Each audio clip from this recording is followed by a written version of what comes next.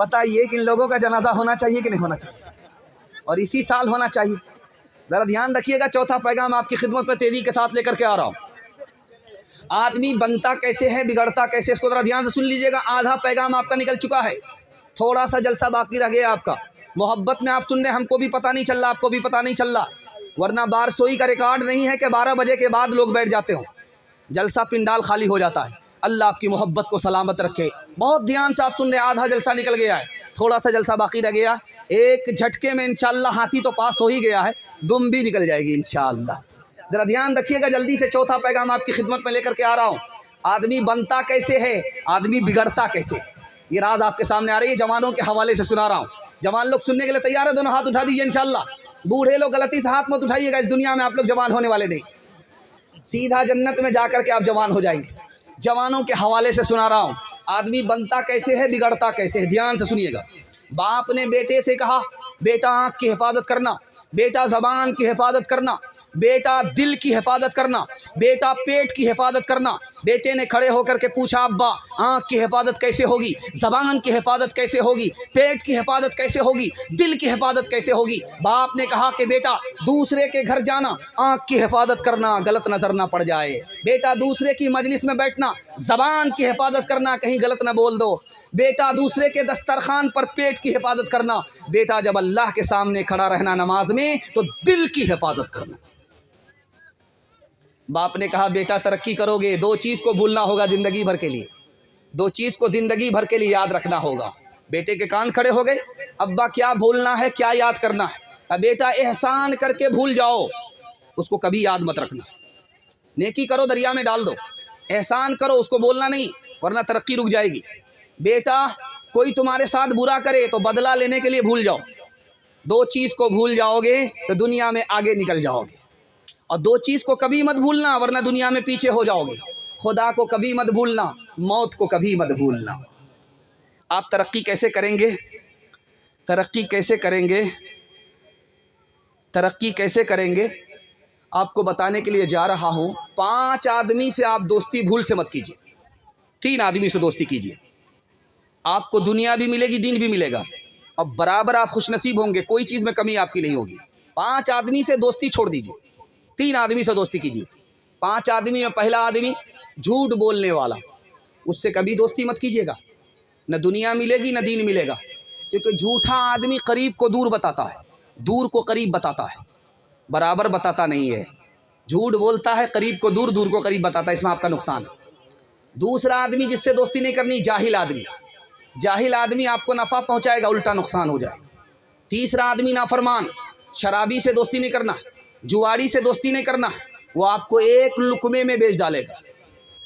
और 5वां चौथा आदमी जिससे दोस्ती नहीं करना है, बखील आदमी, कंजूस, कंजर, मक्खी चूस, इससे कभी आपको दोस्ती नहीं करना है। जानते हैं आप हाथ फैलाएंगे वो हाथ खींच लेगा, मुसीबत में काम नहीं आएगा।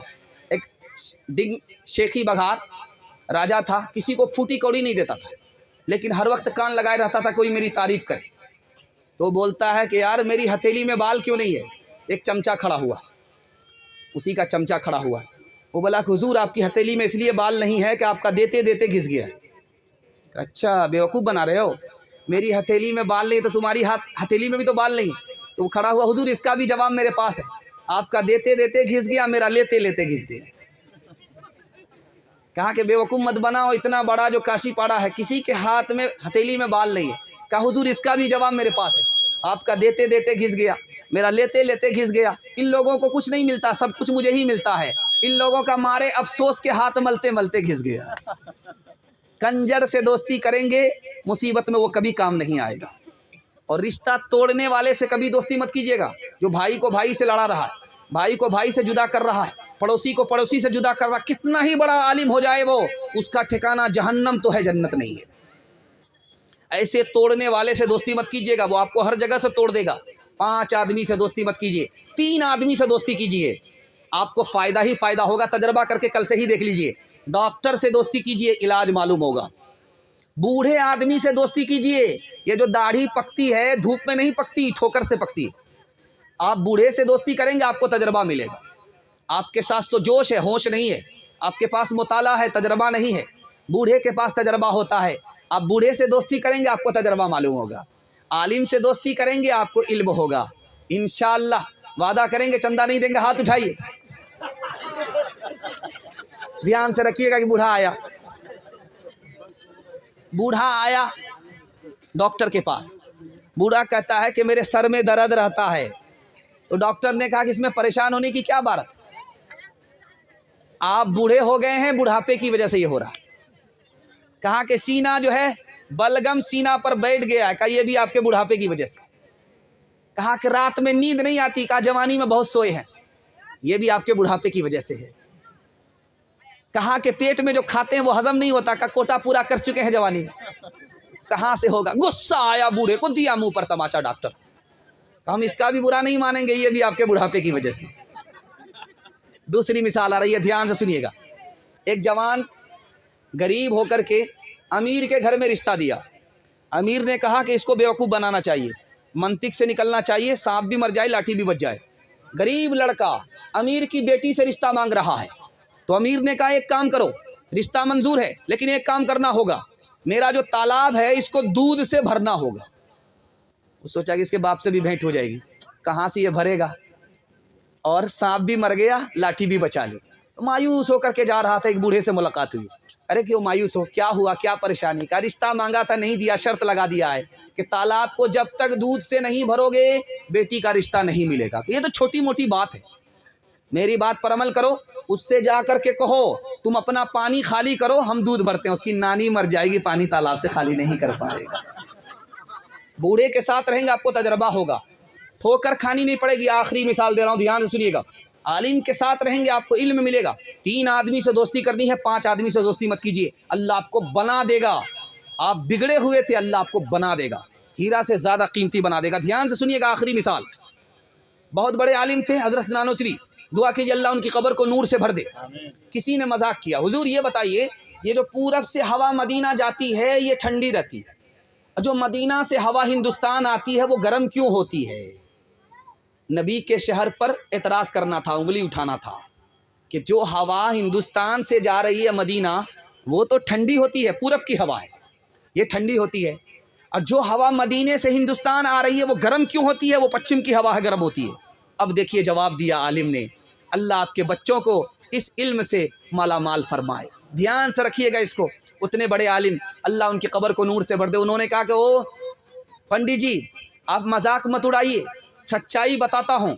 हिंदुस्तान से जो हवा जाती है मदीना वो खुशी खुशी जाती है कि नबी के शहर जा रही हूँ, नबी से मुलाकात होगी, नबी के शहर को देखूंगी, अल्लाह के घर को देखूंगी। वो खुश होती है, खुशी में वो सर से लेकर के पैर तक ठंडी हो जाती। ये राज है, पीछे से जो हवा जाती है पूरब से हिंदुस्तान से वो ठंडी होती है। और जवाब दिया कि जो मदीने से हवा आती है हिंदुस्तान वो गर्म इसलिए होती है कि उसको गम होता है कि नबी के शहर से जुदा हो रही हूँ, अल्लाह के घर से जुदा हो रही हूँ, नबी के रोज़े से जुदा हो रही हूँ। गम होता है, गम में गर्म हो जाती है, इसलिए हवा वो गर्म हवा होती है, ये ठंडी हवा होती है। इंशाअल्लाह अपने बच्चे को मदरसे में भेज करके तालीम दिलाएंगे, मदरसे के उलमा की ताज़ीम करेंगे, मदरसे को ताउन करेंगे। हाथ उठाइए इंशाअल्लाह।